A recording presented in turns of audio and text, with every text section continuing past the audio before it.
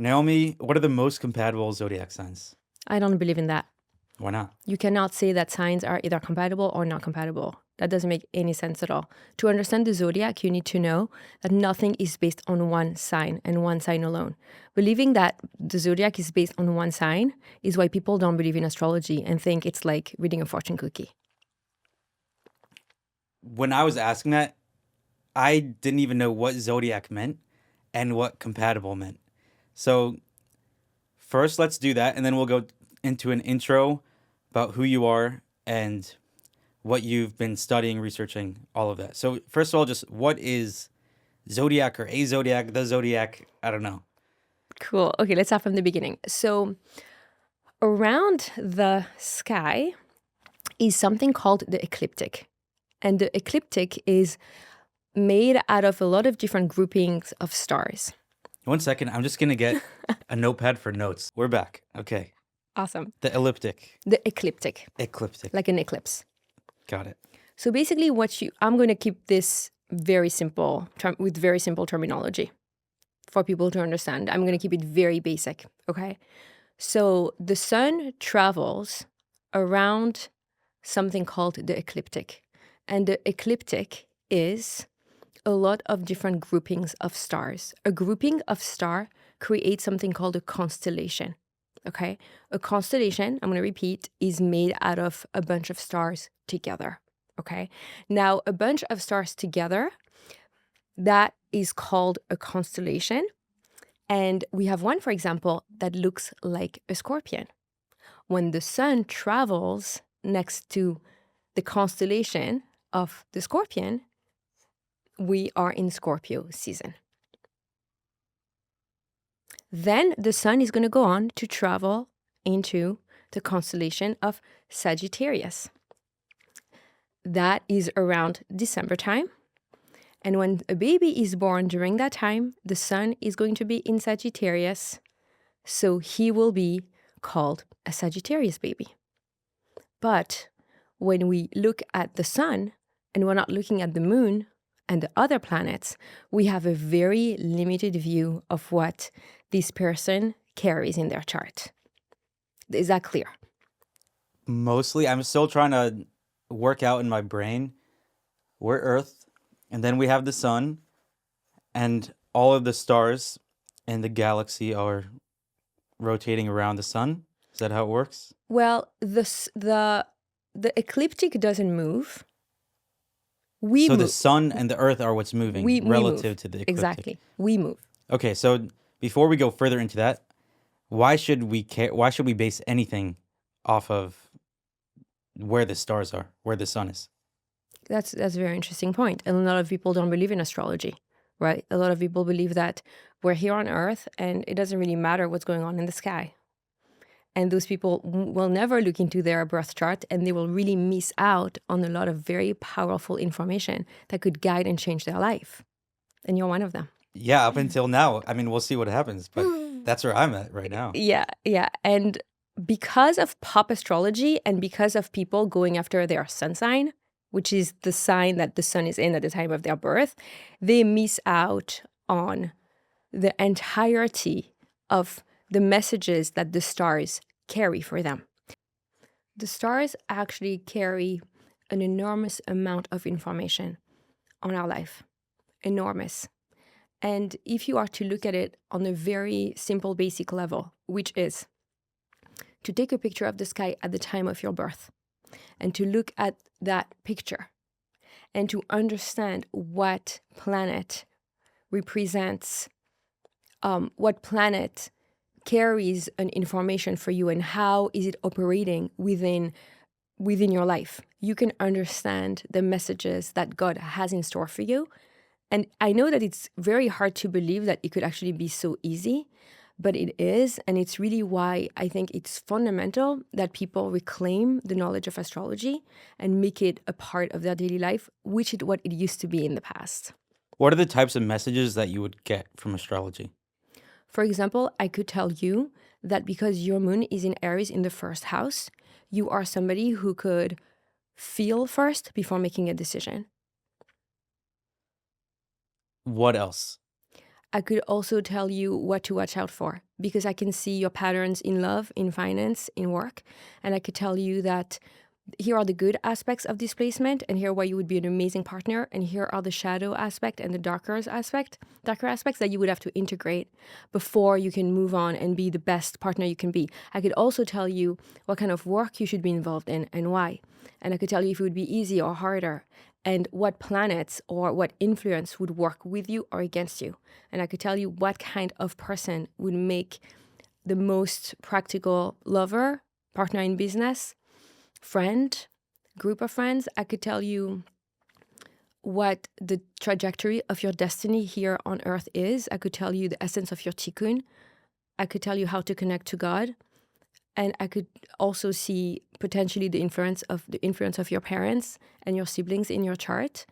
And that's, again, extremely basic information that I could find out in 15 minutes. So you read charts, right? And you've read a lot of people's charts.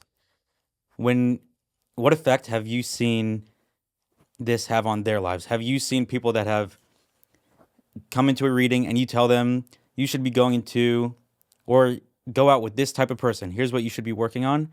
And then they come back and they say, this worked out just like you said.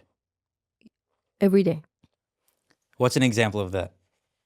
Um, And the main question I'm trying to ask is there any proof that this works? Because those are massive promises to be making. And if there is proof that's compelling, that would be amazing to be able to know that. Absolutely. It is very compelling, and there are a lot of proofs. That's why astrology works. That's why people believe in it. And the people who don't, unfortunately, are really missing out. But I don't think anyone does not believe in real astrology. Sometimes people push back on pop astrology or, again, the sun sign. For example, saying which sun sign is compatible with each sun sign is looking at such a thin layer that people don't feel seen, don't feel recognized, and then they just throw the baby out with the bathwater, which is a mistake. So in which way do I see that this is showing up, for example, in a reading is someone on the verge of divorce, for example, really not understanding who they are in, let's say, after a 20-year marriage, they are ready to pull the plug and they want a final confirmation that the marriage is not meant to last. Looking at that person's trajectory and what planet is communicating at this very moment, as well as looking at the chart of their partner and seeing for them the conversation that the planets are making with that person that day or that year, you can see, okay, your guys are going through a rough patch, but this is meant to last. Or indeed, this relationship is doomed to fail because you guys are immensely incompatible. And people have come to you, they were pre-divorce, let's call it, and then they made a decision based on it, and either they stayed together and it worked out, or they split up and they were so happy. How do you know that's not just a self-fulfilling prophecy? Because that seems like the type of thing where if someone believes that they're destined to have the perfect rest of their life if they stay married to this person, and then their partner believes that too, now they're going to work harder to do it, and they're just going to do everything it takes because they think that's their destiny. So how do you know it wasn't just some psychological effect that the reading had? So there is definitely a lot of potential psychological influence when you read a chart. So you have to make sure that you get your chart read with someone that has integrity, because otherwise, of course, you could run into people who have their own ideas of what should happen and then they'll convince you of that. So you do have to be careful. But this is one example. When we talk about someone, for example, lost at work, and because of their societal programming or familial influence, or because of their own personal pressures that they put on themselves, they're in a career for 10, 15, 20 years, and they have a reading, and they are shown what kind of person they're actually meant to be. They may not feel like, oh, thanks for letting me know. I had no clue. They may feel like, thank God for confirming what I knew all along. And this is what astrology does. It's really going to reveal a truth that you already have. So the thing with reading a chart, in and of itself, every second, a lot of people are born, which means that a lot of people have the exact same chart. And these people are not going to have the same lives. They're not going to have the same destiny. They're not going to have the same anything, right? So the chart in and of itself is not just a recipe to tell you the future or to tell you how things are meant to be, but the chart and the person together create a path of truth. So the person has to be willing and open to hear, but more importantly, to let their guard down and to be willing to hear a message of their own that they may have forgotten a very long time ago, like in childhood, for example. So this is about reminding people of their own truth. It's not about telling people, follow these steps, they're written in the stars. You have no free will, you have no agency. It's written in the chart, it was always written in the chart. You don't matter. It's really not about that. Like every day what I witness, instead of saying I witness people who are willing to make drastic decisions based on the reading, I witness people that are willing to remember themselves. How did you find this? Was there any time in your life? Because it seemed, I saw your Instagram and you have a separate account where you have spiritual paintings and there are all these letters and there's some art that you see that you're just like, that's real. That person actually means it. That's not something I would ever make. It's something just so obviously deeply spiritual. And I'm wondering if you were always that way or if there was one moment where everything changed and now you're super spiritual. How do you get into any of this? So I was born that way. More importantly, I studied Kabbalah in high school, in college, and in grad school. So it was always what I was very much into, and this is what I wanted my life to be all about, mysticism. And when it came time for me to find a job and to earn money, I decided to become an artist because I am a mystic and an artist. That's who I am. So I make a living through my art. Now, what ended up happening through life was that people would come to me, just regular life stuff, friends, family, anybody. And I could not guide them to the books of mysticism because the books of Jewish mysticism reveal a lot of truths about the world, about life, about the journey of the soul here on earth. Like a lot of the big questions that people have, especially when they come to to a crossroads in life. Are they going to take that job or this job? Are they going to move to this country or that country? What are they about? Are they willing to quit this 20-year-old job because they're sick of making all this money? They want meaning in their life. Whatever the thing was, I ended up having to guide people towards mysticism because that's where the secrets are revealed. Now, what's in Jewish mysticism that people may not know is there is a lot of astrology in Jewish mysticism. Only because the way that the world is explained when we're talking about the soul coming into the body, we're also talking about the constellation that rules the sky at the time of the person's birth. So it goes like this. The soul decides to come down here on earth to fulfill a tikkun. And it's going to come at a specific time. And that time is going to be guided by the constellation that rules the month. So right now we're in Scorpio season. All the souls that have decided to be born this past month and for the next few days, the soul has a tikkun, a specific repair to be made under the energy of the scorpion. So I would just simply tell people, you have to look at these books. This is where you're going to get a lot of answers. And then I ended up doing it for them and just tell them, okay, I'm going to tell you more. So for example, for you, you're a Sagittarius. Do you know your Hebrew birthday?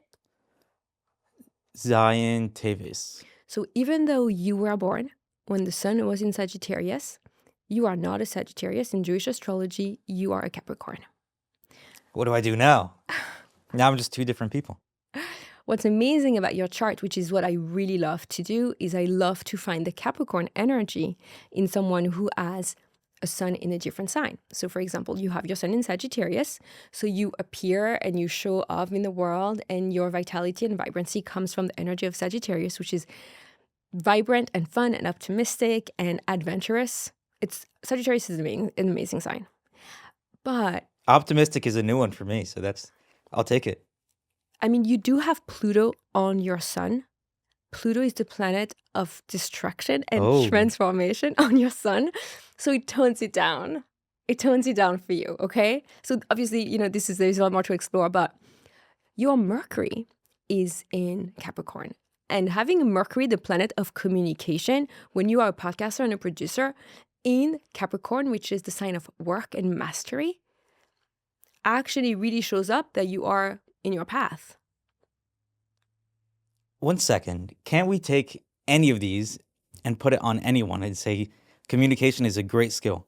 So now, no matter what path you're in, no matter which person, you have something in your sign that says communication, something in your sign that says optimistic. Almost everyone, to some degree, wants to or feels like they are optimistic. So then you could just tell anyone you're all these things and you'll never know if it's true or not. It feels very universal. That's actually really not true. You can talk to people and they can say to you, communication is absolutely not my strong point. I do not want to be a podcaster. I don't want to talk to people. I don't want to have anything to do with communication. And some people will say, I am not an optimistic person at all. And that happens all the time. People are very honest. When people are willing to do that work, they are honest, right? Because they are looking for answers. They don't want to lie to themselves. So a very interesting way to approach this is the rising sign, which is the sign of your outer appearance, the filter through which you see the world, and how people may describe you as. So not your sun sign, a different sign. So for you, for example, it's Aquarius. So And what's that based on? How does someone figure out their rising sign? well, you would have to look at your birth chart. And if you looked at your birth chart, you could find all of the above, everything I just mentioned. So what's interesting is from sign to sign, we get very different energies. So for example, Scorpion, the Scorpio sign, very dark, very intense, not optimistic at all, the opposite, pessimistic, right? Scorpios are difficult, pessimistic people that feel very betrayed all the time and have a very hard time building trust. Now, because they're so misunderstood, because of the depth of their intensity and feeling, they end up showing us that they are not approachable. But a Scorpio is someone with a lot of love and a lot of intensity and a lot of vulnerability that they cannot wait to share and give. But the sign right after, which is Sagittarius, is the complete opposite. A Sagittarius wants to get up and go, wants to party, wants to travel, wants to have faith in everybody. It's the opposite. So what's very cool is when you see someone is a Scorpio rising, he's going to be a Scorpio rising. His guard is up. He's afraid. He's so sensitive, but no one knows it because he's defensive all the time. Sagittarius rising, you're going to see it. It's someone that walks into a room that's bubbly, that wants to try the latest new thing. So you can see very quickly, and it's very interesting because I want to have readings with someone who's, let's say, a Cancer rising. Cancer rising is the sign of the mother. So they want to nurture, they want to protect, they want to love, they want to give. And if they're born a few hours later and they're a Leo rising, they're not like that. They are a Leo rising, so they want all the attention. They're here to perform. They're here to shine. They're not here to nurture other people. And I will see it day in and day out, hour after hour, that people that show up with their traits actually are these people. So I can tell a Leo rising, you're here to nurture people. And they're going to say, no, I'm not. They're going to say the reading is wrong. Because it's interactive, by the way. I'm not just like giving a lecture. I'm asking the person, does that resonate? And 100% it does. With the readings, does it feel like there are times when you can say, if they say, actually, that doesn't describe me, now you can pull out one of these, but you have a Pluto over here. And that would explain, is there a way to explain any difference away with these charts? No, that's why a good astrologer will tell you, if this isn't you, I can't continue the session. If this isn't you that I'm reading, I may have a wrong time of birth. As simple as that. Because there is only, you can explain things, but really up to a point. You can't compare a Leo rising to a Cancer rising. You can't compare a Scorpio rising to a Sagittarius rising. You can't. They're different people. They have different energies. If you think of a group of friends that you may have, not everybody's the same. Not everybody has the same energy. They don't want to do the same things in life. They don't have the same courage to go after their dreams. Some don't have dreams. Some are not ambitious. And some are dying of ambition. And some just want a cookie cutter lives. And you can't tell someone with a cookie cutter life who's very happy that he's here to be a rebel. You can try, but he's not going to identify with that message. How is this different from just asking someone, let's say a therapist, and they would be analyzing, I don't know what they would be analyzing, but traits and looking for a diagnosis to understand the brain that way, would they come out with the same things as an astrologer? Instead of saying you're this, so you're very optimistic, they would say you don't have social anxiety. And is that just the same thing? And they're basically just making an observation. This is what you're like. And keep doing that or stop doing that.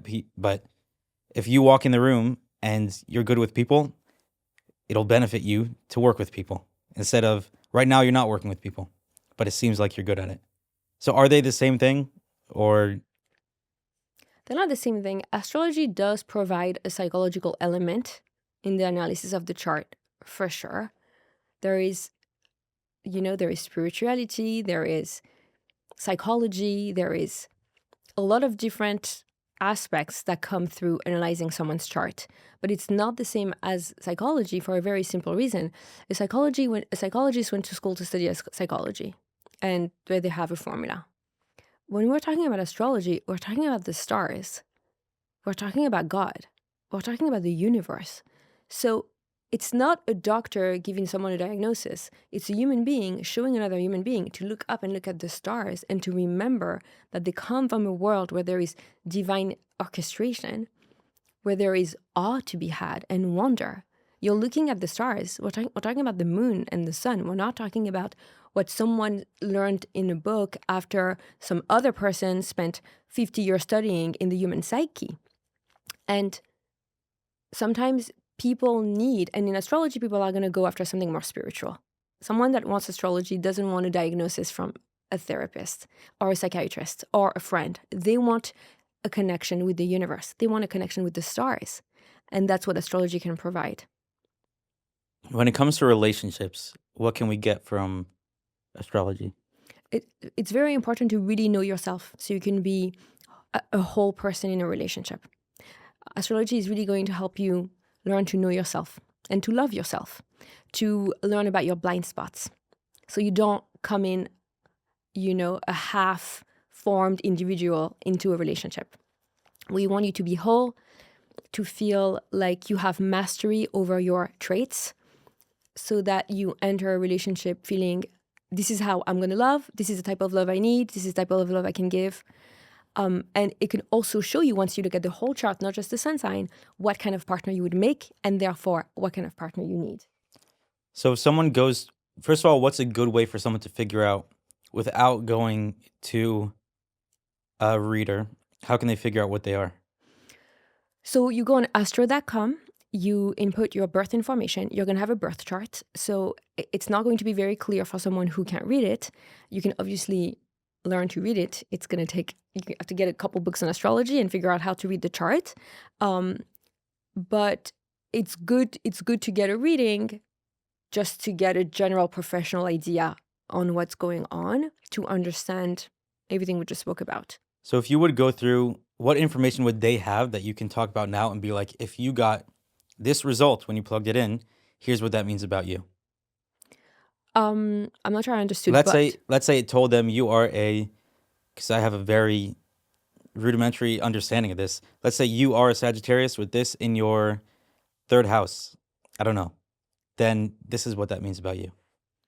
So what you would see in your chart by just looking online very plainly, you would at least look at your sun, moon, and rising, which are the three most important, most personal placements in your chart.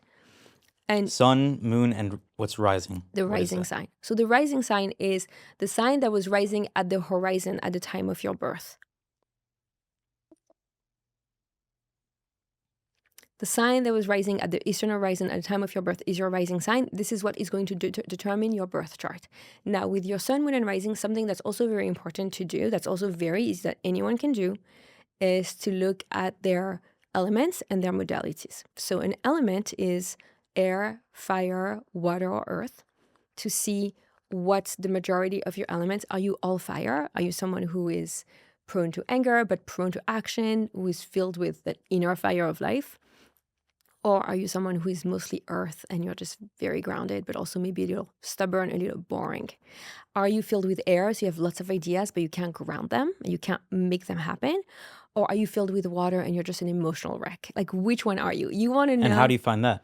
So that's also going to be something you can find out very easily. And most likely, if you go onto any astrology website, astrocharts.com or astro.com or astrocafe.com, you're going to have a table that's going to tell you you have this many waters, this many earth, this many fire. And this already gives you a really good understanding of who you are as a person and looking for a partner. If you have no earth, you need someone who's going to be grounded and who's going to calm you down and who's going to want to create things with you. But, that person may be very inspired by your fire. She may be very inspired by your emotionality. So this is a better way, a better fine-tuned way to find balance between two partners and looking at the sun sign, which makes absolutely no sense at all.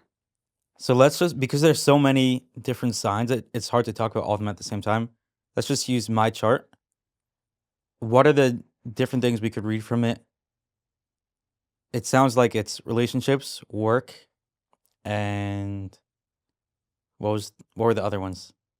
So in the chart, you're going to have a full picture of everything going on in your life. So we are talking about... Does that not sound insane to you? What's insane is that people don't use astrology every day.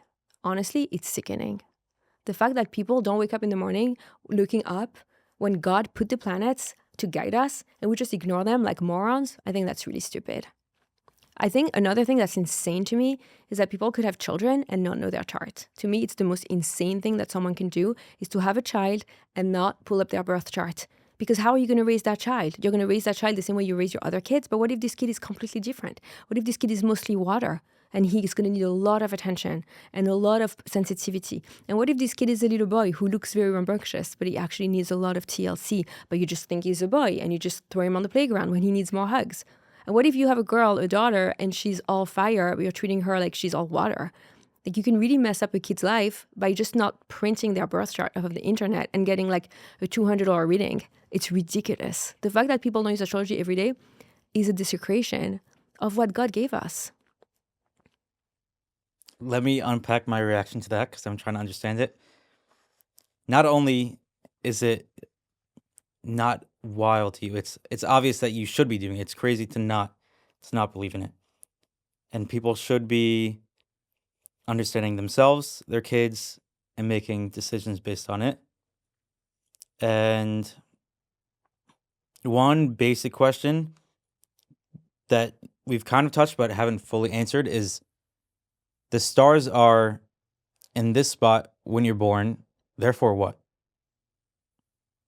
Meaning, how do we, now that they were in those spots, those generals were in those spots, how is that affecting our lives?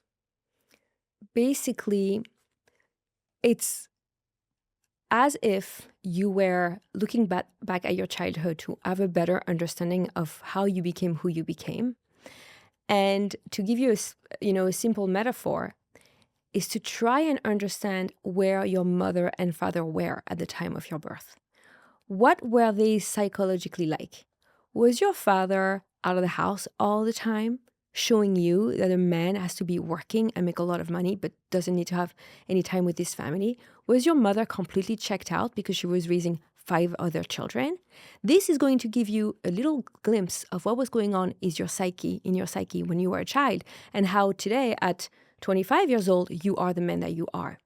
If you look at the planets and you see that Saturn was in, let's say, Scorpio at the time of your birth, it's going to tell you a lot about how you take responsibilities in your life. If you look at Venus, and she is, to talk about the family example, let's say she's your big sister, and she's dating when you're a little boy, and you watch her date, and you learn all the dating patterns and parameters of healthy dating dynamics from your older sister. Let's say Venus is that older sister. Your Venus is in Scorpio in your chart. And that's going to inform the decisions you make. So to look, does that example make sense? Okay. So if you look at where the sister or brother or uncle or neighbor that is in charge of communication, finances, work, vocation, spirituality, you name it, you want to see what they were flavoring your life like at the time of your birth.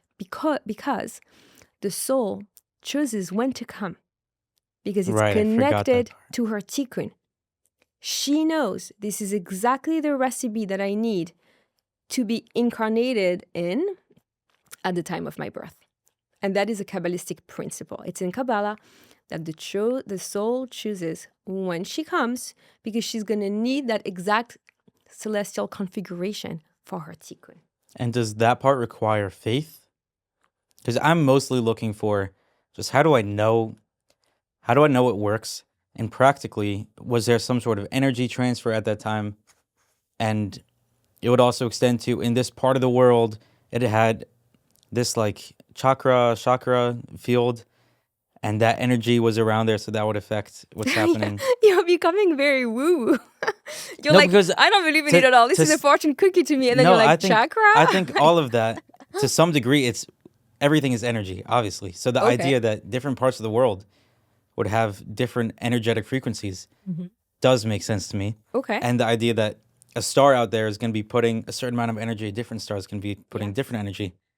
Is that what's happening? Or is it just faith in it? I'm confused. Like, of course you need a lot of faith, because to believe in astrology, you need to believe that a higher power put the stars where it put them and that they have a certain role. So that's faith. Well, if you believe that they're putting out, that each planet has a certain frequency of energy that it puts out. But from where?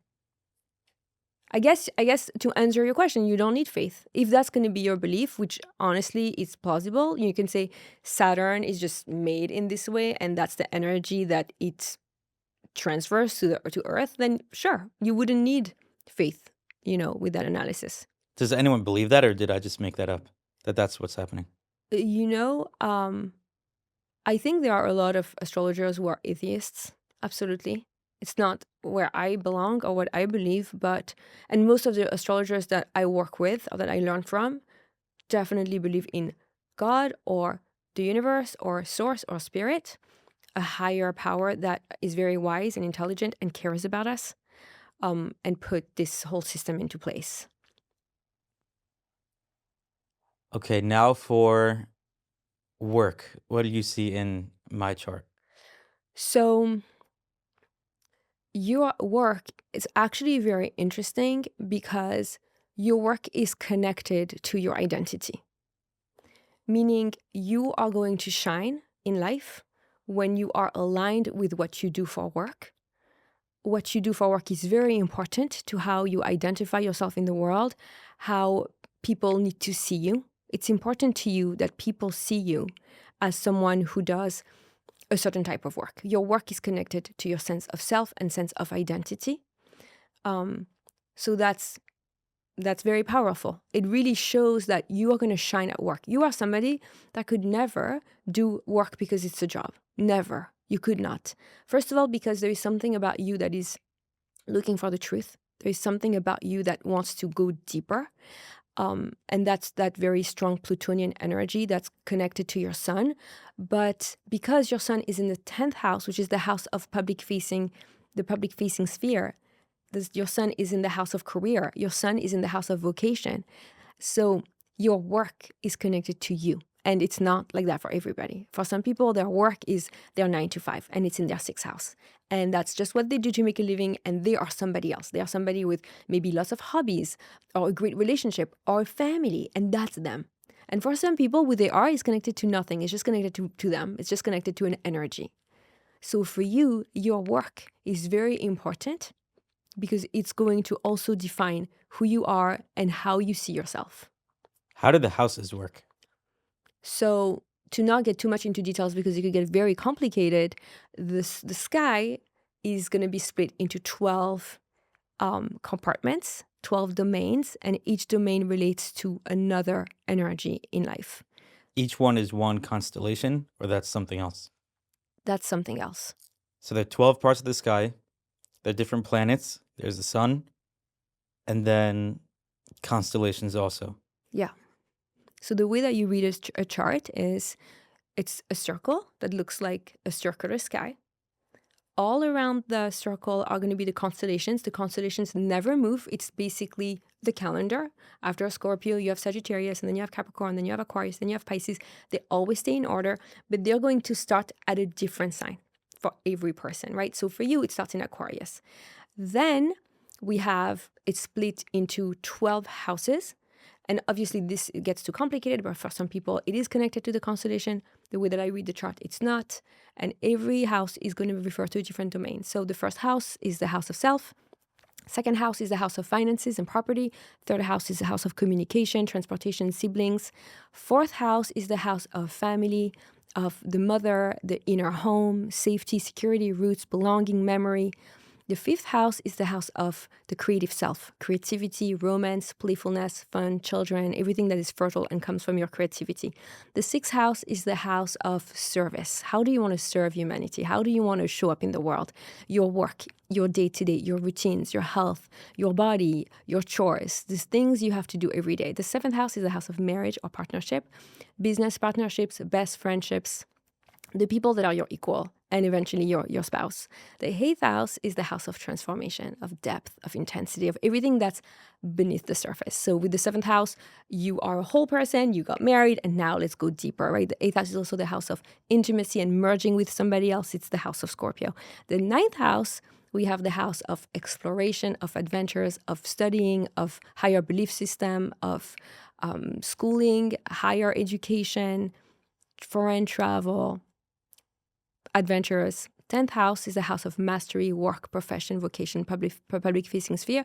The 11th house is the house of disruption, of communities, of friendships, of how to redeem the collective with new, progressive, fun, sometimes technological ideas. And the 12th house is the house of the end. It's the house of spirituality, the house of Pisces, the house of merging with the divine, the house of the end, which is what we were saying, that Pisces is the worst sign, because Pisces is very connected to the end. Pisces carries the weight of the world on their shoulders. They have been here before. There is an energy of understanding deeper than most, of knowing the truth and having to live in a world of lies, which is intolerable for Pisces because they are so soft and so sensitive. They have no protection. A fish has no protection. A crab, the sign of Cancer, has a shell. The Scorpio, the other water sign, has its powerful venom, but a fish is completely defenseless. That's why Pisces is a very sensitive, soft, beautiful, but really hard sign to incarnate into. On the note of the worst sign, what are the red flags you saw in my chart? If that's a thing, if red flags exist in charts. And then in general, red flags for other signs that people should look for. So the red flags for someone who has a moon in Aries in the first house like you: impulsivity, aggressivity, immaturity, emotional immaturity, loud emotional needs that nobody else will understand but you, which you feel entitled to receive. One second. Does that check One more out? time. With the moon in Aries in the first house, first of all, it's a double whammy because you identify with your emotions. So for example, you have a strong, powerful, loud, crazy emotion. You are going to say, I believe this. This is me. It's true. You're not going to have any distance with it. It's very close to you. Then it's in Aries, the sign of the self. I am. The Aries is the baby of the Zodiac, so it's very immature. The moon in Aries is like, I need this right now. It's like a baby that cries for food, that wants the food right here and now. If it doesn't get it, it's going to throw a tantrum. And that's how you operate emotionally. Now, to add another layer of toxicity to this placement, while we're at it, Aries, which your moon is in, so your moon is in Aries, your moon is your emotionality, is in Aries, the sign that is cardinal fire. So it initiates, it starts, it has ambition and ideas, and it's fiery. Is ruled by the planet Mars. In your chart, the planet Mars is in Scorpio. That makes you a little bit of a Scorpio. Very intense. so you really have to read in underneath. It doesn't feel very accurate because I think most people would describe me as like, I'm usually the quietest person in the room and super non-confrontational. So if that's the read that I have on your chart and it's really not you, first of all, we do have to tell the audience that we don't have your exact birth time. So this was an approximate. This is 11 a.m. That's what your mother remembers. But again, what if she said 9 to 11 a.m.? okay, so that already makes a really big difference because, I would be happy to check with a different time. But when you don't have a real time, you're not reading the person's chart, number one. So, typically, I don't do a reading unless I have the time. I don't take people's money. Time. I don't take people's money or time, and I don't waste my time doing a false reading. So if you don't have the exact minute, I'm going to tell you this is not accurate. We're going to get some ideas of your chart, right? But we're not going to get the truth. That's number one. Number two, you're very young. You haven't fully finished growing up. There's going to come a time where a new reality is going to set in for you. 28 years old is the first time Saturn, the planet of structure and time and responsibilities, meets you and says to you, what's up? What have you been up to? This is a wake-up call before adulthood. Now you are still navigating this world with a lot of parameters that are not your own. And there is something that we see in the chart is you grow into who you're becoming. So for example, I'm reading the chart right now with somebody that I work with that is also an Aquarius rising like you. And she does not show up as an Aquarius rising at all, but she also lives at home still. And she is... What does an Aquarius rising mean? An Aquarius rising is someone who is here to create their own path. They're here to forge their own path. They're not here to be the same as everybody else. They are just here to make a difference. They don't, it's like they don't even care how, but they're not going to be like everybody else. They want to step out of the line. So an Aquarius rising is someone that's going to have new ideas about the world and that wants to put them into action. The goal of an Aquarius rising is to liberate the world with their ideas. They want to free people. And I'm an Aquarius rising too. And that's what I want to do when I show people astrology. I'm like, guys, wake up. This is crazy that we don't all live by that because this is divine wisdom. But back to what I was saying, this person I'm reading her chart, she is not that. And I know that it's because she's living at home and she's still operating from her childhood framework. I know. And there's going to come a time where she's going to land into her own body. And all of these placements are going to feel very different. So what I would suggest is once we have the real time of your birth, to see how is this true and how it is not true. Maybe it's not true with friends. Maybe it's not true because you feel like you have the pressure to show up as somebody else that you are. But maybe you are that with yourself. Maybe there is a lot of self-criticism. Maybe there's a lot of self-impatience. Maybe it's somewhere. So I would say with your Pluto-Sun conjunction, there is a lot of difficult inner tension, that's for sure. And I don't need the time of your birth to see that because Pluto moves very slowly. So even if you were born 2 hours before, 2 hours after, that was still accurate. The moon moves faster than the sun. So again, there are certain, for example, I know that you are a Venus-Mars Scorpio. I know that you have a Venus-Mars conjunction in Scorpio. That's not going to change even if you were born 2 hours before. What's really cool about the Venus-Mars in Scorpio, though, is they kind of cancel each other out, but they also add a lot of power to each other. And that's beautiful polarity between the feminine and the masculine. So that's a very, very powerful placement for you to have. And your North Node in Gemini, which is... What's a node? That's a new one. Yeah. The node, I'm not going to get into the details because that's another astrological concept that could take a little longer to explain. But the node essentially is the sign on which the moon's axis stands for 18 months. It's an axis that we work out of for. Are these all from, they're directly in Kabbalah, and it says, look at the moon's axis for 18 months. It's not... Like, how do we get there? So there are a lot of tractates on astrology. That I wouldn't say that's Kabbalah per se. What's in Kabbalah is the names of the constellations, the names of the month, the character traits of people that are born under the influence of certain planets. That's in Gemara? Not in Gemara, that's in Kabbalah. In Kabbalah. But there are certainly a lot of astrology in Gemara as well. It's not so clear. You have to find them, obviously. There isn't a tractate on astrology, but there's a lot there. There's a lot of very famous sages who wrote a lot about Jewish astrology. What's interesting, you would be a Capricorn in Jewish astrology, full on Capricorn. So the Mazal, which is the month that you are born in the Jewish calendar, that carries your Jewish astrology sign, your Mazal. So Tevet is Mazal Gdi. Gdi is the mountain goat. The mountain goat is the sign that is the most persistent, the most hardworking, the most masterful, the most stubborn. It's going to go all the way to the top of the mountain and it's not going to stop. So it's a powerful sign to have when you're here to create new work and, show people another way. And what are the bad things in the Gdi? The Gdi, according to Jewish astrology, the Gdi is the sign of the month of Tevet. And alongside the month of Tammuz and the month of Av, it's considered to be a dark month that belongs to Esav. So Tevet and the Gdi are darker energies.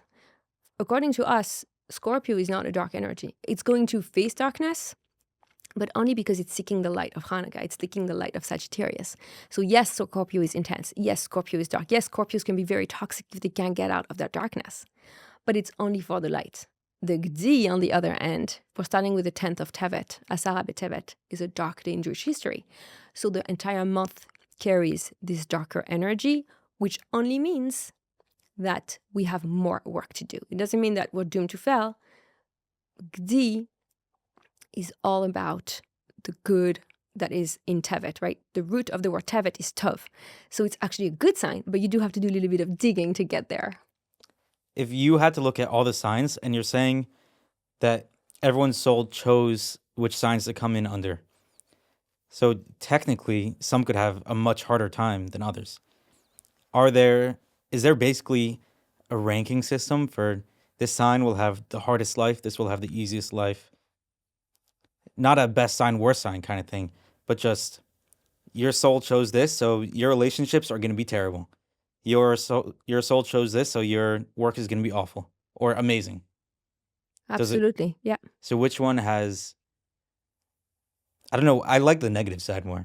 Which one has the hardest time in relationships? Scorpios are known to be the signs that are going to have the hardest time on earth. Their tikkun amidot is called, the repair of their character traits, is going to be the hardest. It's black on white. Scorpios have chosen a hard path because they need it. Again, you only get what you asked for, and you ask for what you needed. So you have to remember that. And astrology reminds you to stay grounded in your faith. And the problem with Scorpios is they're going to have a victim mentality. More often than not, they've been so betrayed by life that they can feel like, this is messed up, like, why me? My Scorpios, the Scorpios that I work with, that are in my community, are enlightened Scorpios, and they know that they have chosen a hard path because they could rise up to the occasion. They know. But it does take a lot of courage, a lot of stamina, a lot of bravery to be a Scorpio, to choose to be born in the month of Cheshvan. Poof. Does it mean you did something really bad that now you have to correct for if you come as a Scorpio? So absolutely not. And that's another Kabbalistic concept, that the root of your soul could just be very elevated. And therefore, it needs to come all the way down. It's coming for a very big descent because it has to rise up to a very big ascent. So you can say that one soul is more important than another, but certain souls come from higher roots than other souls. And in that case, they're going to have a harder time here on earth. So it's actually the opposite. So Scorpios are technically the holiest sign. I guess you could say that. Do you think that's true? No, I think we're all as holy. So if the root is farther up, how is that not just, that's holier? Well, we all need every single soul. That's also black on white, very clear that to be whole, you need everything. If you have a beautiful human being standing in front of you and they have all the qualities, they are smart, they are successful, they are great in relationships, they're a good people person, they look really good, but they're missing a finger. It's not that they're just missing a finger, it's that suddenly they're completely damaged. And was that finger less important than their brain? Well, suddenly they completely changed their rank. Now they're a disabled human being. So it's like that. All the souls form, and that's obviously a concept in Kabbalah, that all the souls form the body of Adam. So you can't say, oh, this guy is less than anything. I see charts and people are having an easy time, for sure. I can think, oh, this person is just not that special. They're here just schmoozing. So the idea of a NPC, have you heard of that? What's that? It comes from video games, a non-playable character. And people use it as a term to describe. Like if you go to a mall and everyone's kind of just, they seem like they're in a video game. They walk into the food court and they buy something, and then they walk out and then they do this, and you never see them do anything that was unpredictable. Does that exist in the world?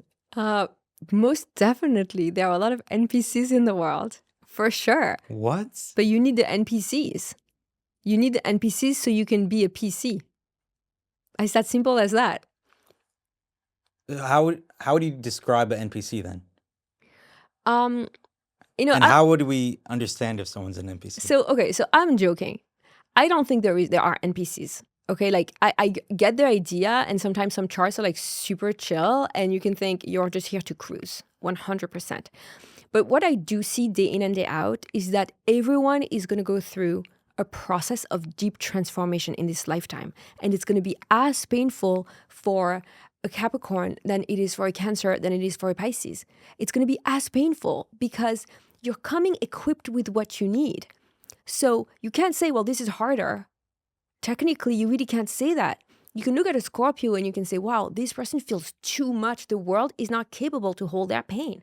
It's just not. These people are going to go crazy. And you see people going crazy every day because they hear voices, and you can see it in their chart that, they could hear voices. You could see it. Is there like higher schizophrenia in Scorpios, or higher, I don't know, any... It's not as simple as that, but yes, like it's not as simple as that. You can't say, oh, Scorpios or Taurus. Again, it's not like that.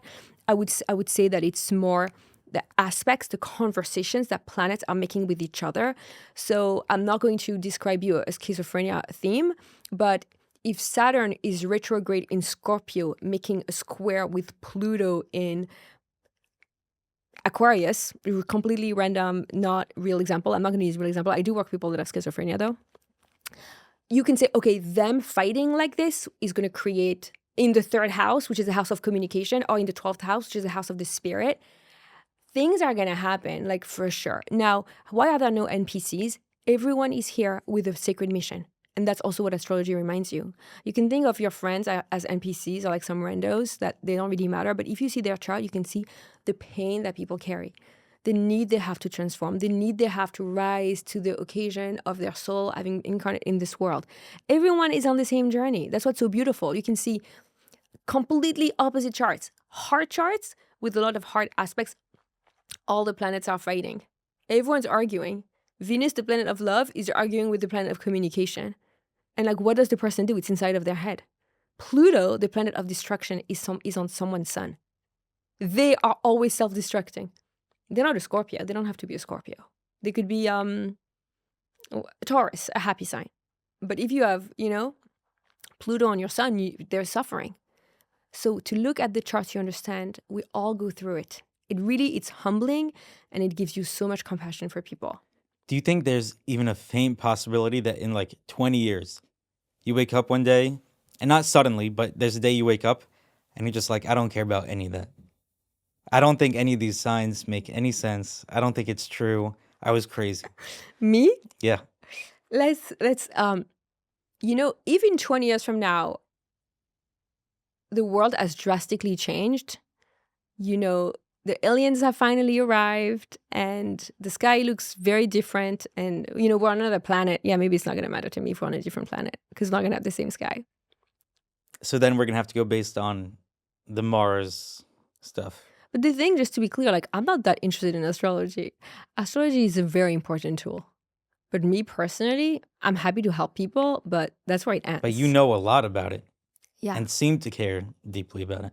Yeah, but I also care deeply about everything else that's going on in the world in terms of God and in terms of mysticism and in terms of nature. You know what I mean? And so it's not number one? No, astrology is not number one at all. What's number one? God. our relationship with God, our relationship with the divine, our connection to our soul. That's what's important.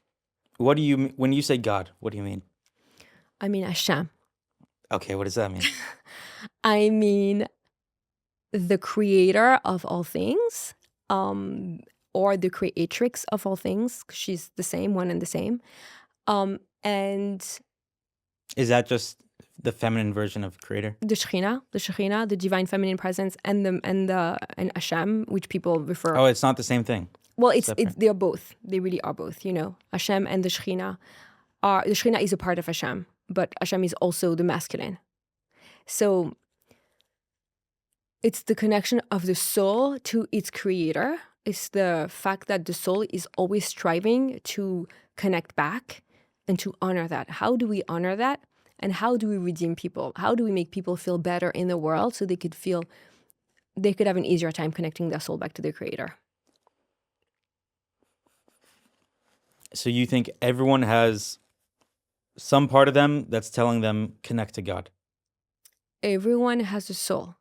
The soul is precious. The soul is speaking to you all the time. To not pay attention to your soul is terrible. It's also very sad. So Why is it sad? it's very sad because that's why you're here. So you need to know that you're here to help your soul connect back to the creator by living a life that feels fulfilling, aligned, where your gifts and talents and privileges are taking center stage so you can live a life of service, right? So you take all your talents, all your gifts, all your tools, all your assets, and you serve humanity with them. It's important to know that you're here to serve so that your soul can feel connected to our essence. And if we all did that, if we all connected to our soul all the time and lived a life based on our soul's needs, we would be living in a world where redemption would be imminent. People wouldn't be fighting against fake things. There wouldn't be any resistance. Can you imagine if everybody woke up and said, today I'm going to go to work and my work is connected with my soul's deepest needs, and everybody thought that, and everyone around us was living a life guided by their soul's needs and not by some fake. It sounds terrible. What's going to happen? What do you Now, mean? They sound terrible? Now we're just in a utopia, and then what? Exactly. Yeah, that's what I'm for. I'm here for the utopia. You don't think that'll be boring? I think you say that it would be boring because you live according to your soul. So you have no idea what it's like to not. So I think that it's very important you actually responsibilize yourself to know that you are lucky enough and smart enough and you are where you are because you listened to your soul when you were 15. You didn't wait until you were 45 like a lot of people do. So if you're lucky, and I could see why you're lucky because Pluto on your sun forced you to transform early. You were forced to responsibilize yourself early in that sense. Which means what again? Destruction? There was some transformation in your life as made you be someone who is young and on their path. You're on your path. You're on your path very early. Most people are not, and it's a bad life for them, and it's terrible. And most people are not on their path. And most people wake up too late. That's the reality. In some ways, it would be nice to hear that I was way off my path because then life is so much better. But to hear you're on your path is like, this is as good as it gets. You're on your path, but you're going to get so much more done. Like you're just getting started. You're just getting started. And also for you, it's actually going to be a journey of transformation. So you're going to keep transforming yourself. So you're not going to just be like this and stay stuck. Like you actually have reached a certain place and you're going to keep on reaching more. There's a lot of strong Scorpio energy in your chart. So you are here to constantly shed skins and build a new one and shed another skin. So you are on a transformational ride. So don't get too comfortable. Mostly what I'm feeling right now is mostly doubt, number one.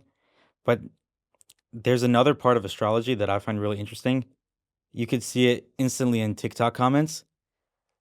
I think it's our tendency to want everything to be figured out. We were talking about this before. To want everything to be solved, it's such a relief to have someone across from you and say, you're on the right path. Your life will look like this. And when you make this decision, come to me and I'm going to tell you, don't do this, do that. And it's such a overpowering bias that I'm just like, any part of me that thinks it's true, throw that out immediately. Aquarius energy right there. We have an Aquarius rising in the room. And also we have a Scorpio who doubts everything and doesn't want to believe and is not going to believe. Like the Scorpio is just doubtful. I think that there is good and bad to what you just said. Like the good part is to be radically honest and to not cop out and ask someone for a way out, not ask for the fortune cookie. That's by the way, that's not going to work. So you don't believe in fortune cookies? I don't believe Or in like newspaper horoscopes? I don't believe in fortune cookies. I mean, actually, I do believe in fortune cookies in terms of like if you open a fortune cookie and you see something that was meant to be for you, I absolutely believe in that. I think that's divine providence that you open that fortune cookie and it says, date the guy, and you're like, oh my God, yes, I knew it. So I believe in fortune cookies. I don't believe in newspaper horoscopes at all because they mean nothing, because you can't just look at your sun sign. So we went over that already. Now, what's very interesting here is to see that if you're gonna cop out at any point and ask someone to do things for you, it's not going to work. It's not going to last. You will not be happy. People go to psychics or mediums and they go to rabbis and they go to whoever they can for someone to make a decision for them. Good luck having success with a decision someone else makes for you. That doesn't work. Purely and simply, that will not work. And what astrology forces you to do is to be radically honest with your truth. This is how you were born. This is what you have to tackle. So someone who's less spiritual than another may not be drawn to something like that. They may be more drawn to like meditating or to speak to a rabbi or to look in the newspaper or to not even consult with anybody. You know what I mean? Like we're all made very differently, which is also something you can see in the chart. But what's crazy is that you can go to an astrologer and get an easy way out because it doesn't work. It's only going to work if you're going to be real. Astrology is a language. It's not a language you need to understand to believe in it. The same way you do not need to understand how English works to speak English.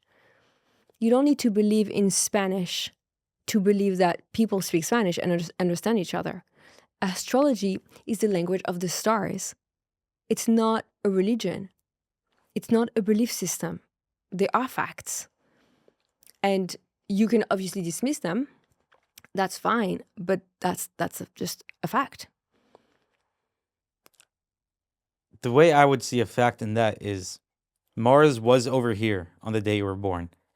Anything after that, how factual is it to say, and therefore you are like this? Well, understanding that the planet carries a certain influence and that the sign carries a certain influence. But how do you know that? You mean how, as the science of astrology come together hundreds of years ago? Yeah. Okay, well... Does everyone agree that astrology is a science and in the way that it's being interpreted and applied? People do not believe astrology is a science. Most people don't believe astrology is an actual science. Like it cannot be exactly proven right like mathematics can.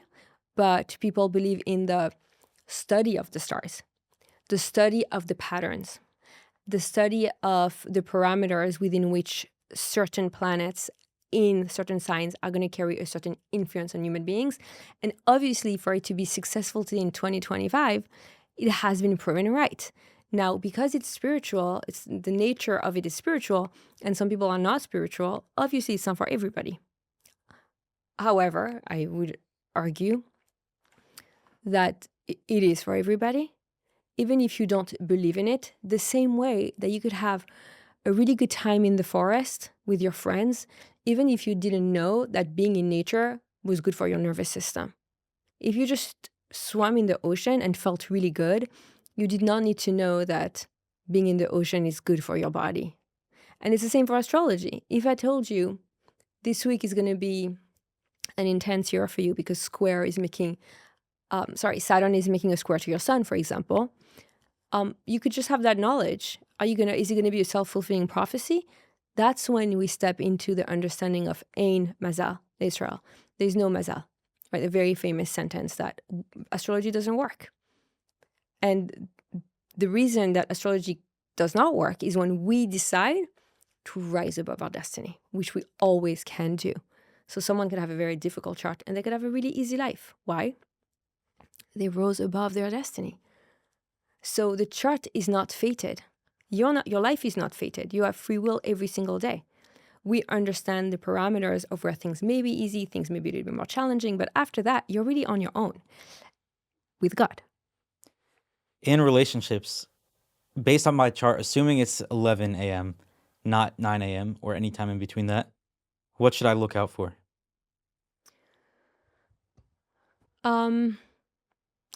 You should look out for somebody who, you should be careful to not attract someone who's going to take the entire space in the relationship. Someone who's going to be, it's going to be all about them. Someone who's going to be so amazing that you're going to feel like they're so amazing. They're so great. They're so awesome. They're so beautiful. They're so whatever, that it's okay that you just are the second in command and they are the first in command. Like you could have the tendency potentially to love someone so much and admire someone so much that you're going to manifest someone who takes all the air in the room. That's the only thing. No, that's one thing. Okay. There's more. Ideally, you're going to be someone who's going to love deeply, profoundly. So that's intense love. And that's, wanting that intense love that not everyone can give. So have the awareness that your needs may be very big and they are beautiful and they have to be met to some extent. But you also have to give the other person a chance to meet you where they're at.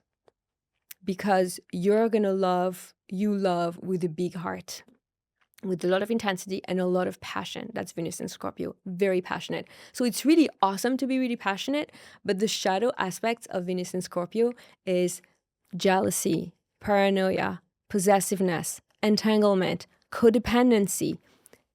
Typical Scorpio red flags in dating. Scorpio, because that's in that house. Your Venus is in Scorpio. My Venus which is is how in you Scorpio. which is how you love. How you love is scorpionic. So we're looking at Scorpio now. And what if it's 9 a.m.? Well, I don't know. I would have to pull out the That other would be chart. totally different. I would have to pull the chart. I don't know. Like I don't know if Venus had just moved into Scorpio, if it was there for already weeks, I would have to see. But let's say Venus in Libra, which is the sign before, is entirely different. How do you love when you have Venus in Libra? You just want to love. You just want beauty. You want ease. You want comfort. You want harmony. You don't want to fight. A Venus Scorpio will fight for their needs to be met, will scream, will lash out, will be so needy. A Venus in Libra is peaceful. Venus rules Libra, so she's home when she's in Libra. And Libra is the sign of partnership and love and beauty. So I'm hoping for 9 a.m. If that's I would have to check. It's possible that Venus had just moved into Scorpio that morning, or maybe it was there for 2 months, and in which case it would be still in Scorpio. But again, that's one element of your chart, right? Because you have a lot of other energies besides for that scorpionic, loving signature of yours. You have to see how it balances each other out. You can't take one thing and run with it. What's the most compatible sign with a Scorpio? Taurus. But that's how you would go by your sign being compatible with your sign in your Venus being compatible with their Venus. I would look at the whole thing. I would look at their sun. I would look at their moon, which is how they feel emotionally stable on the day-to-day. Why not just the Venus? Because you want a whole picture. You can get a lot of information with the whole chart. Why just stop at one placement? Wait, so what does it mean then? So it's because we're talking about the whole life. So how's your whole life going to look if you're with this person? As opposed to what that would look like if it was just the Venuses, then you could end up with great relationship, but not great life. It's not what I mean. What I mean is that for me to tell you how you're going to love romantically, I cannot just look at your Venus sign, even though your Venus sign talks about love. I need to also look at you as a whole person. So what's your personality? Are you a Capricorn? Do you work really hard and you're like a guy who wants to be in the office all the time and be really successful and making money? Or are you a Cancer and you really want to be home and see your kids early and make dinner for your wife every night? What kind of a guy are you? And I want to be able to see that with just your Venus. So your Venus gives me your romantic love. Okay. Your sun sign shows me your personality, your identity, your vibrancy. Your moon sign shows me your emotional needs.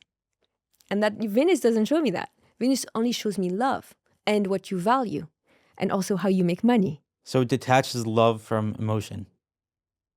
So we have emotions, we have love, we have your personality, and we have everything else. So sometimes we can talk about how you carry yourself and the kind of girl you want to attract, and is she going to like the kind of person that you are, right? That you are presenting as. Do you enter the room as a Virgo rising? You're nervous, you have anxiety, maybe are you a Gemini and all eyes are on you? Or are you a Leo and you're on the table all dancing? Like, who are you?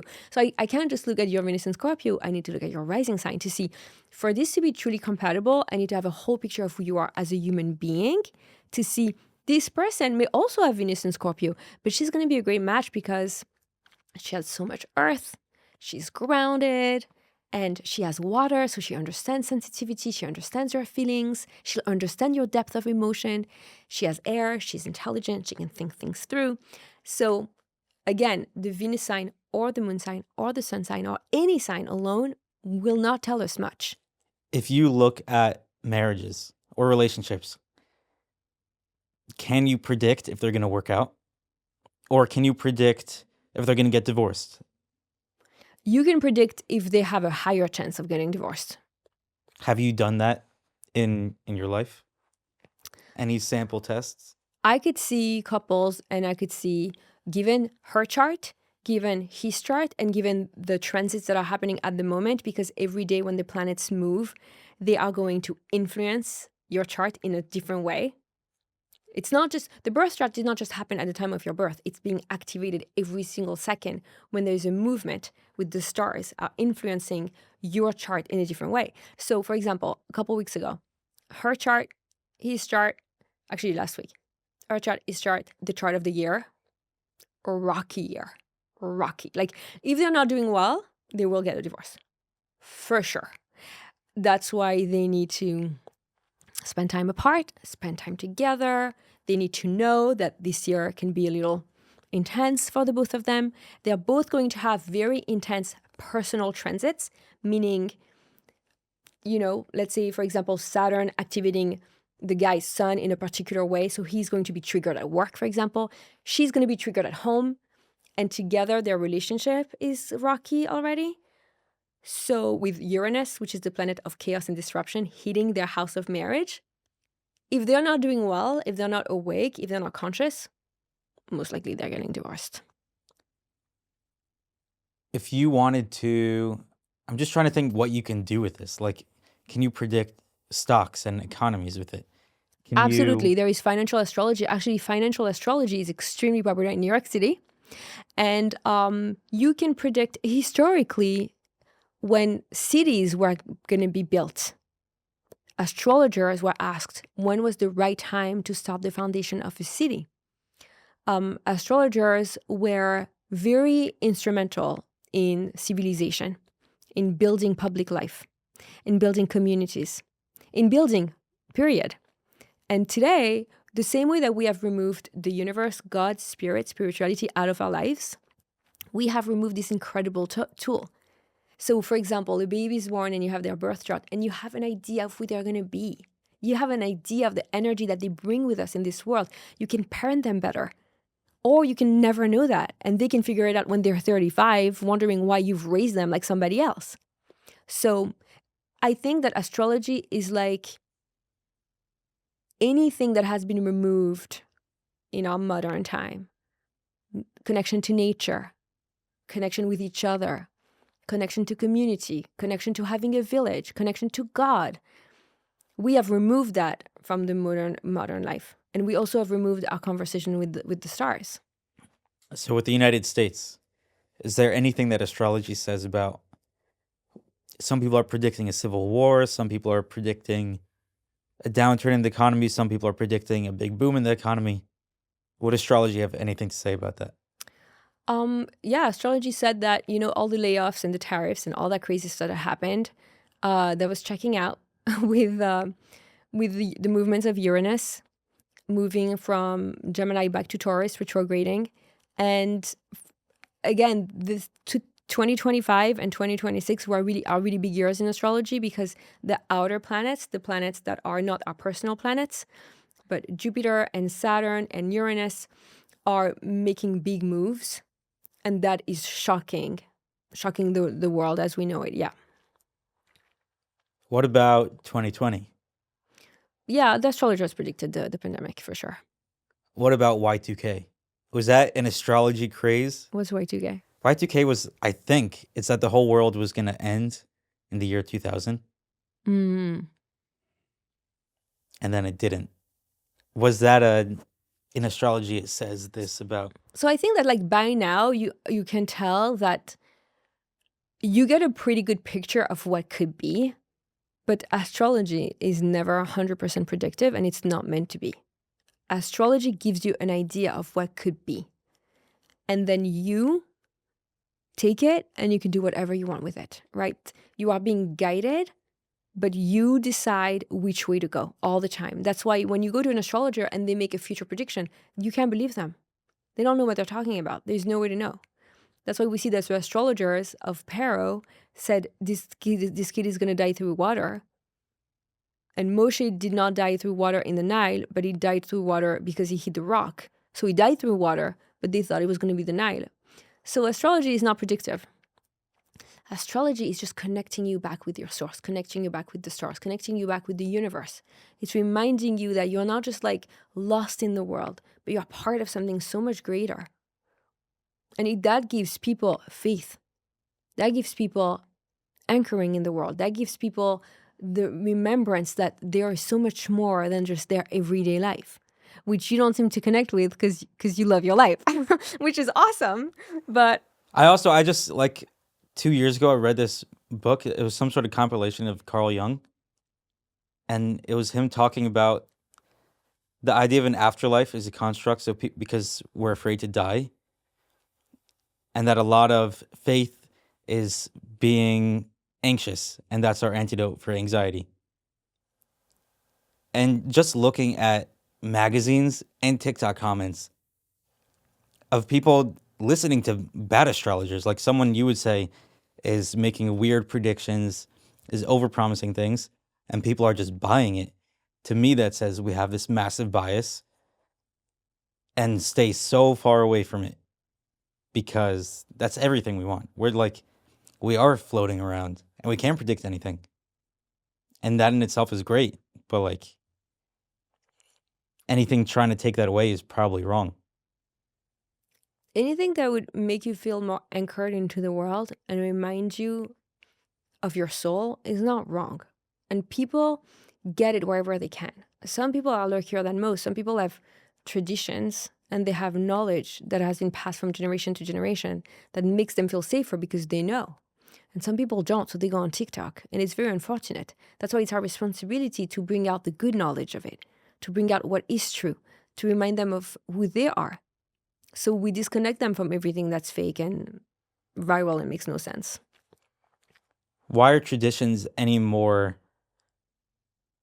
why are those better signs than a random person on TikTok? Like now you sit down and eat chicken soup. It's a tradition. I mean, it's not some long tradition, but does it have so much more meaning than anything else? Are you asking if traditions have more meanings than Yeah. something stupid you hear on TikTok? Yeah. Yeah, traditions. Because to me, that just means people did it for a long time. That's it. So there is value to connecting with the past. There is value to connecting with your legacy, who you are, where you come from, at least even in this incarnation, right?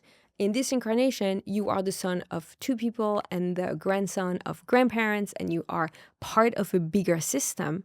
You are not just dropped here into the world. You are part of a system with roots, with nostalgia, with memory. And when you tap into the memory, you tap into something ancient. You tap into ancient wisdom. And that, maybe not today, but at some point in your life will feel extremely reassuring.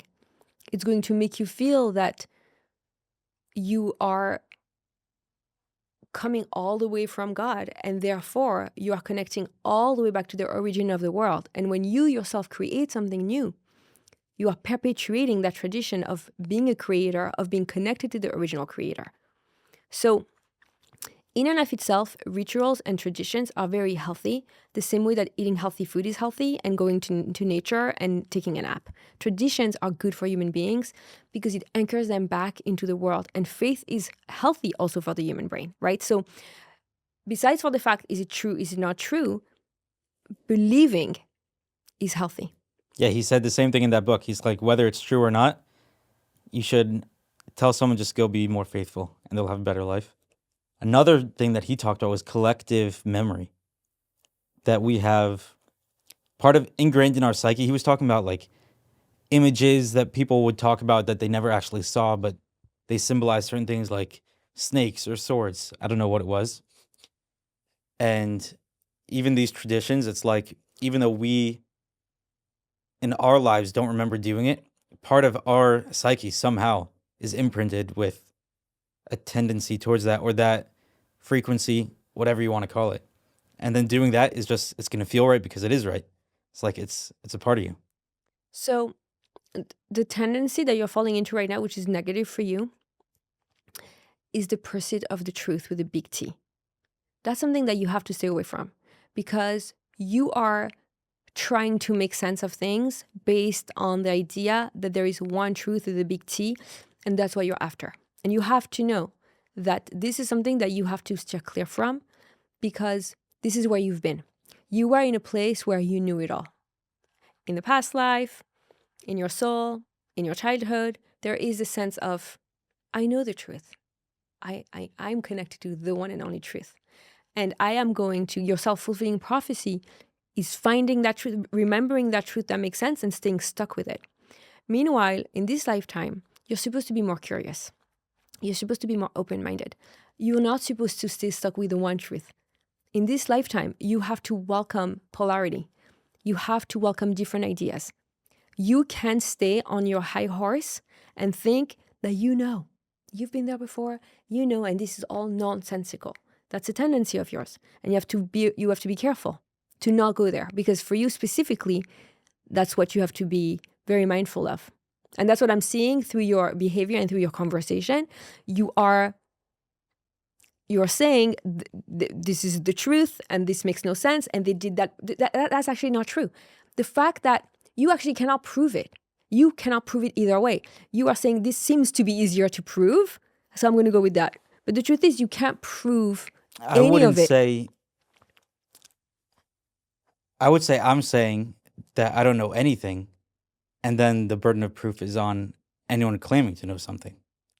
So to predict something, you would have to have some sort of proof for that, but it doesn't take proof to just say, how do you know that? Okay, but to go even a little deeper is the burden of proof shouldn't be on anyone. Like, you should be connected to a proof that feels good, to a truth that feels good to you, even if you can't 100% make sense of it. Like, you need to give yourself that permission to believe in something that feels good without it having been corroborated by scientific evidence. You know what I mean? And that's just your South Node in Sagittarius. Your South Node in Sagittarius is, I know. I've been here before. I know. It's like that, literally. Is it a sign? What is it? It's an energy. It's an energy of a past life. And in this life, you're meant to be less of a Sagittarius, less of the bad aspects of Sagittarius, right? You have to have the good aspects of Sagittarius because you're a Sagittarius sun. So we want you being an adventurer, being optimistic. But if you're not, it's because you're staying stuck with your South Node. You're staying stuck with the past life energy, which is a default setting, very familiar, very comfortable energy that you know, you've been here before. This makes no sense. People are a little bit further away from you. You are a little bit higher. The Sagittarius South Node really is the energy of being on your high horse and knowing the truth. Meanwhile, in this lifetime, what you have to do is to be more of a Gemini. So get away from the truth and split it. Gemini is the twins, are the twins. Two truths. Hold both. Multiple truths. This is true and this is true. I can't prove faith, but I enjoy eating chicken soup. I love eating chicken soup. It makes me feel good. There is something in it that gives me a better life, even if I can't explain it. That's okay. You can have that. You can have that. But the Sagittarius South Node is not going to allow himself to have that fun because he can prove it. So that really is a shadow aspect of the Sagittarius South Node. I would have thought that's something good, that eventually you get like a better understanding of everything because you're looking for it. Exactly. As long as that's the optic. Yeah. If that's your angle, that's great because that's a Gemini angle. A Gemini wants to learn, wants to study, wants to discuss. Absolutely. That's good. Like it's not stuck on any truth. It just wants to know more. As long as you're in that energy of curiosity and open-mindedness, you can find the truth at 120. It doesn't really matter. But what's not good is to say, I read Carl Jung 2 years ago, and now I know this, and now that's going to be my truth, and now let me impose this on everything else that I meet. That could actually be interesting, and that could actually be helpful in some ways. Right. Yeah, with those also, Carl Jung is like, I don't know if any of it's proven at all because he's some old dude.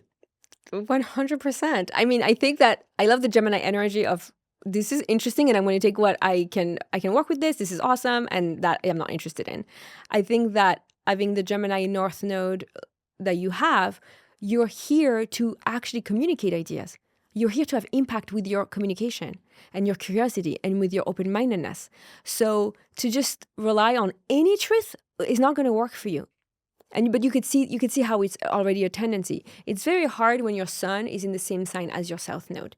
It's a very thin balance between this is me and I love being me, and I have a lot of traits that take me to a place that is old and familiar, but actually detrimental to me. Interesting. What's the last thing to leave people with? Get a good understanding of your birth chart. Connect with the heavens, connect with the stars, reclaim your power. The stars, I believe, were taken away from us, like a lot of beautiful things in our modern world, and it's up to us in our generation to reclaim all of it back. That was great. Thank you so much. That was awesome. My pleasure. And where can people find you? People can find me on Instagram at Astrotora, which is the beautiful mix of astrology and Torah, our ancient wisdom. Ancient and modern wisdom. Astrotora.com. That's pretty much it. Do you sell your art? My art is for sale. Naomi Salfati on Instagram, or naomisalfati.com. And I do readings. I do birth charts, also as art pieces. Do you do readings online, like virtual readings? All my readings are virtual. Oh, well. Yeah, I only work online. So if they want, they can click a link and book it. And they can send me the link. Yeah, astrotora.com to book a reading, and you could have so much more information on everything. And like, why wouldn't you say yes to that? And they could get it for their kids too. So important to get it for your kids. When people say you don't get a manual on parenting, kids are born and you have to figure it out, that's a lie. There you go. Yeah, seriously. Awesome, we're good? Yeah. Great, amazing. Did I convince you a little bit or no? Honestly, I don't really care.